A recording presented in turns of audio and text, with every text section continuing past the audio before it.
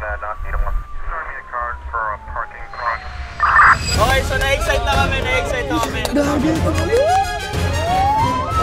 Parang gandang sign na yan. From south to north. 1, 2, 3. It's never too late.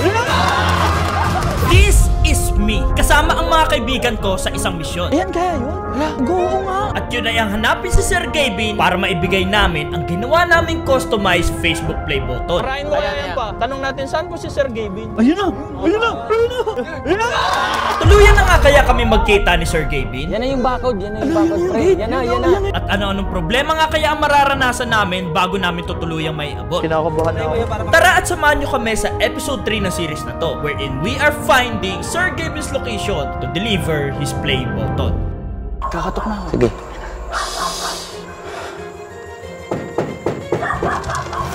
Kakatok na ako rin.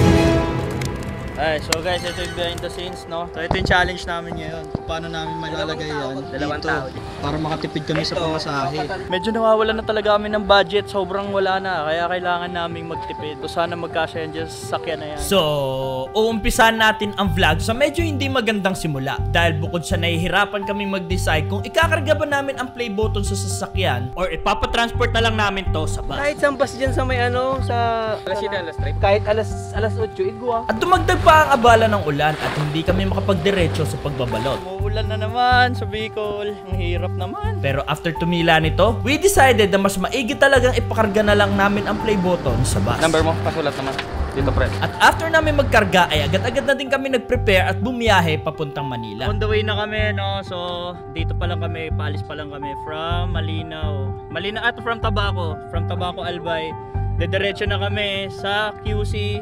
Basta, sasama namin kayo sa biyahe. So let me give you a clear context kung ano ba ang mangyayari. Kami, gamit ang kotse ay babiyahe papuntang Quezon City para kuhain ang L300 ng papa ko kung saan ikakarga namin ang play button. At si King Pedro, sakay-sakay ng bus ay babiyahe naman from Bicol to PITX Alabang at saka pa lang namin ito pwedeng kuhain at ikarga sa L300. Pero tanggapin kaya tayo doon? Baka hindi na Tatanggapin yan. Yeah, let's go! Yun, lilipat niya amin.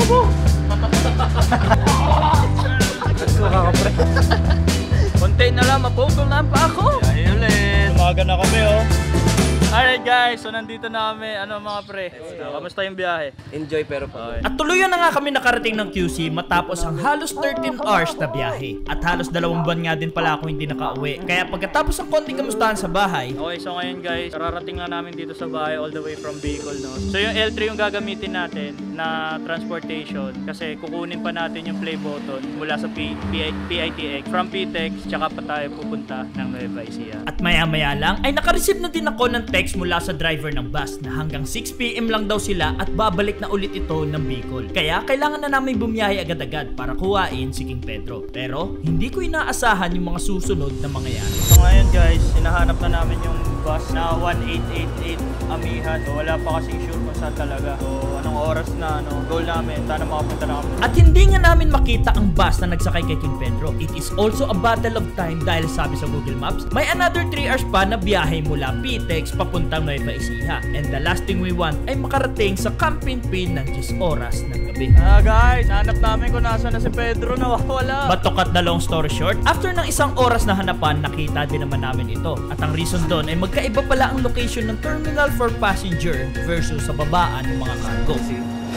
Grabe yun guys, no? So ganito kasi, siguro nagtataka kayo dyan bakit kailangan pa naming lakarin dito, kala kong ganito, bakit may ganun, bakit ano na nangyayari Kuya Ray, no? So supposedly dapat ngayong araw, event yung pupuntahan natin sa Creative, pero it just so happen na na-cancel na yun at sabi sa atin ni Sir Edmar na cancel na nga. Here's a quick story para makarelate kayo dahil yung nakaraang episode ay sinabi ko na na-invite tayo sa Creative event this coming February 25 kung saan pwede ko daw i-present ang award na ginawa namin. Pero sa kasamaang palad, na-move na ito ng March 23 at majority sa mga kasama ko ay nakapag-file na mga leave sa trabaho nila ngayong 25. Ngayon, ayaw naman namin na matulad to sa nangyari nung kay Miss Ivana na hindi talaga makukuha. Kaya ang gagawin natin, without any concrete plan, without anything, pupunta na tayo sa Cabanatuan. Didiretso na natin doon.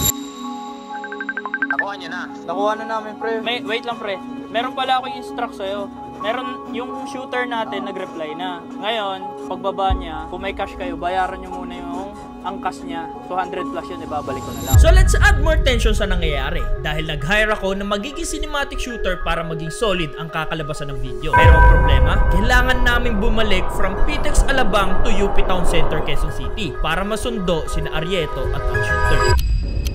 So 7:05 ngayon pa lang talaga kami mag-start bumiyahe kasi ngayon pa lang nakumpleto yung squad. Ayan sila, mga kasama ko. Grabe kasi gabi na eh. So baka maka-istorbo na kami. So ngayon, sabi dun sa Waze or dun sa Google Map, travel time namin is about 2 hours and 35 minutes. So baka dumating kami dun, alas 9 na or worse, mga around 10. So, tinuloy pa din namin ang biyahe at grabe dahil nakaka 5 minutes pa lang tayo sa video at sobrang dami na nangyayari. At ewan ko kung napansin nyo na, pero almost 19 hours na pala kaming tuloy-tuloy na buwabiyahe. Kaya wala pa talaga kaming matinong pahinga. Pero kumapit lang kayo dahil sa mga susunod na clip ay mas titindi pa ang mga eksena. Okay, parang may raptor doon. Pakita nyo nga sa kanila. Parang may raptor. Iba yung Hindi natin alam kung yan talaga yun, pero parang gandang sign na yan.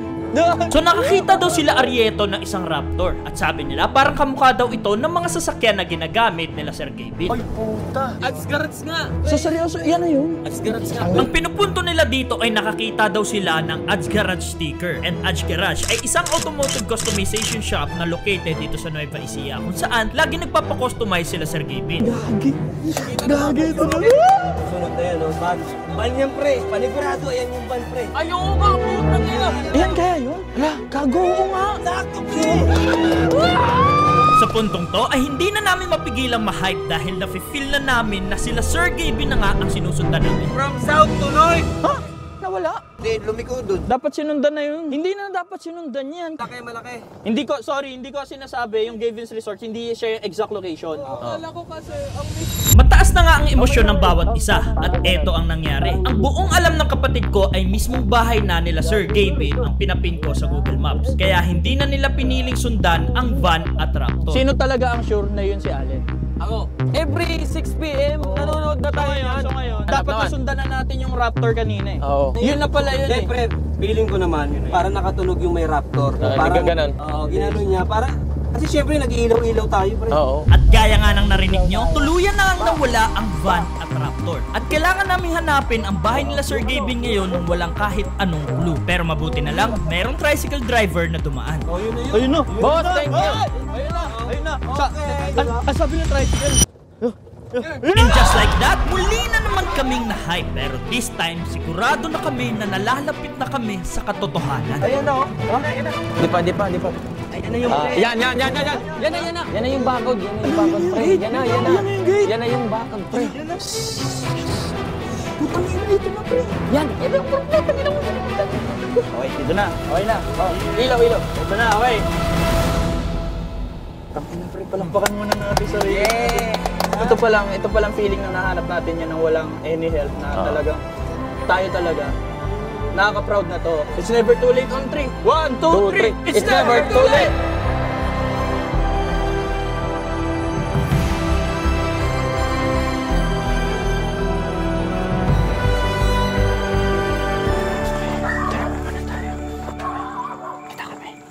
Guys, so ganito yung plano. So since just oras na nga ng gabi, Yung makaka-istorbo na kami. Baka makakabulahaw na kami. Pero ganito yung gagawin namin. Itatry namin, dalawa lang muna kami para hindi makita na it's so bombarding na maraming tao. So ngayon, itatry na namin mag-doorbell. Ano makakato? Kumpintin pa rin. Guys, walang doorbell, di namin alam paano makakato. May guard. Si Kuya Guard. May guard? Oo. May guard? Yan. Yung sinurpresa na ngayon. Kakatok na ako. Sige.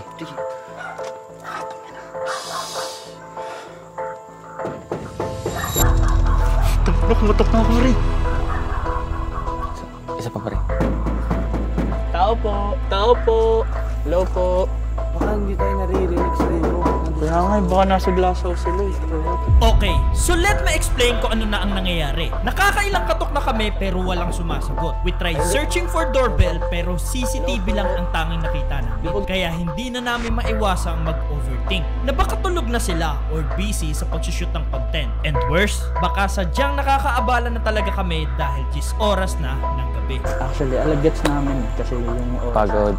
late na. Yan. Nagkakapag-asa na lang kami kasi nakita namin na pumasok kasi yung coach. Pero wala, parang pinipilit kasi natin. At this moment ay tinanggap na namin na dapat na naming ipagpabukas ang aming misyon. Pero nung aalis na kami, ay bigla itong nangyari. Ha? Ito na kayo. Pre. Parang di ka. Ay, hello po. Magandang gabi po. Una po sa lahat, pasensya po talaga kasi At alam late namin na. anong oras na rin po. Meron po kasi kaming regalo na gustong ibigay kay Sir Gavin. So, nanggaling pa po kami all the way from Bicol. Papunta dito. Straight po. Hingi po sana kami ng... Pwede po namin makausap Nandiyan po saglit. kaya sila. May book po ba kayo sa kanya? Ay, hindi po kami nakapag-book eh.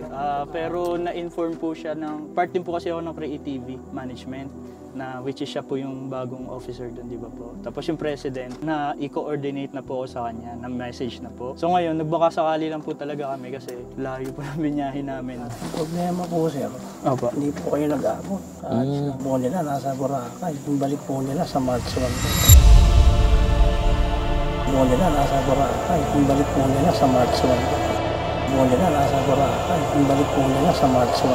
Po nila, nasa Boracay. Yung balik po nila sa March 1. Sa susunod na episode, ano nga kaya ang gagawin namin ngayong nalaman namin na nasa Boracay pala ang Kapinpin family? Baka makatawagan mo, gawagan pa rin. Tawagan mo si ano. Meron pa tayong ilang minutes. Hindi pa tayo alis. Ano-ano nga kayang paraan ang pwede pa namin gawin para maisalba ang sitwasyon? Kasi baka po kung anong isipin dahil nakita kami ng CCTV. So, saan tayo didiretso bukas? Sa kanila. O tuluyan na naming tatanggapin na matutulad na naman to sa Ivana series na hindi talaga tinanggap. Tara at samahan nyo kami ng buong team dahil sa susunod na episode. Ayun po. Thank you so much, sir.